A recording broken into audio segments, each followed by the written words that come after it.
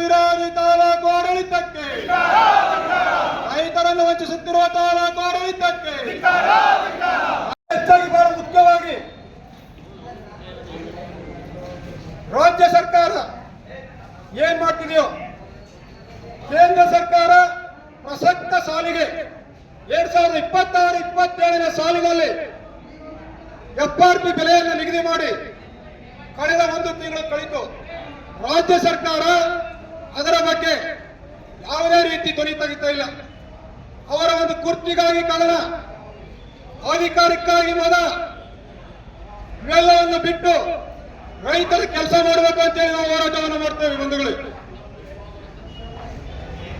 ಏನು ಕಬ್ಬಿನ ಬೆಲೆ ನಿಗದಿ ಮಾಡ್ತಕ್ಕಂಥ ರಾಜ್ಯ ಸರ್ಕಾರ ಇವತ್ತು ಅಧಿಕಾರಕ್ಕಾಗಿ ನಾನು ಮಂತ್ರಿ ಅಂತ ಹೇಳಿ ಈ ರಾಜ್ಯವನ್ನು ಸುತ್ತಾಡ್ತಕ್ಕಂಥದ್ದು. ಇಲ್ಲಿ ರೈತರ ಗೋಳು ಜ್ವಲಂತ ಸಮಸ್ಯೆಗಳಿದೆ. ನಾವು ಕಟ್ಟುವಂತ ತೆರಿಗೆ ದುಡ್ಡಿನಲ್ಲಿ ಇವರು ಮೋಜು ಮಾಡ್ತಕ್ಕಂಥದ್ದು. ಇವರಿಗೆ ಕಾರ್ ಕೊಟ್ಟು, ಬಂಗ್ಲಿ ಕೊಟ್ಟು, ಇವರಿಗೆ ಸಂಬಳವನ್ನು ಕೊಟ್ಟು, ಯಾರ ದುಡ್ಡು? ನಮ್ಮ ಈ ದೇಶದ ರೈತರ ತೆರಿಗೆ ದುಡ್ಡಿನಲ್ಲಿ ಇವರು ಮೋಜು ಮಸ್ತು ಮಾಡ್ತಾ ಅಧಿಕಾರಕ್ಕಾಗಿ ವಂಚಿಸುತ್ತಿದ್ದಾರೆ. ಈ ರೈತರನ್ನ ಬೀದಿಲಿ ಹೋರಾಟ ಮಾಡ್ತಿದ್ರು ಕೂಡ ಇವರು ಅಧಿಕಾರಕ್ಕಾಗಿ ಇನ್ನೂ ಕೂಡ ತಮ್ಮದೇ ಆದಂತ ಹೋರಾಟವನ್ನ ಈ ರಾಜ್ಯದಲ್ಲಿ ನಿಜವಾಗ್ಲೂ ಕೂಡ ಅವರಿಗೆ ತಾಕತ್ತಿದ್ರೆ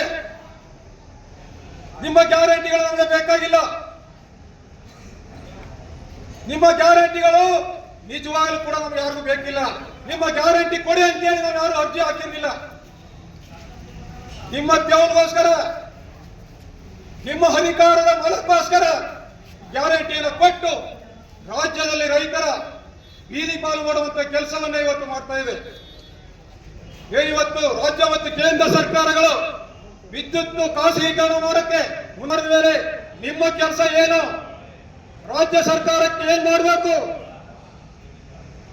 ರಾಜ್ಯ ಸರ್ಕಾರದ ಅಧೀನದಲ್ಲಿ SAP ಕಾನೂನಿದೆ. ಕಾನೂನಿನ ಮಾರ್ಕೊಂಡ್ಬಿಟ್ಟಿದ್ದೀರಾ? ಅಲ್ಲಪ್ಪ, ನಮ್ಗೇನು ಗೊತ್ತಾಯ್ತಾ ಇಲ್ಲ.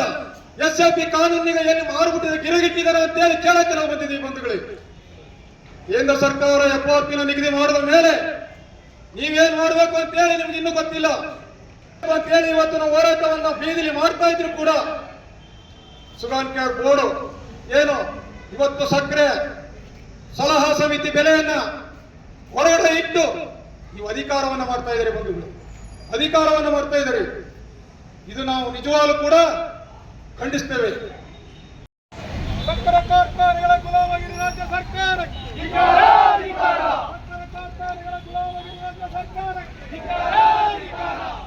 ರಾಜ್ಯದ ಮುಖ್ಯಮಂತ್ರಿ ಮಾಡಿದೆ.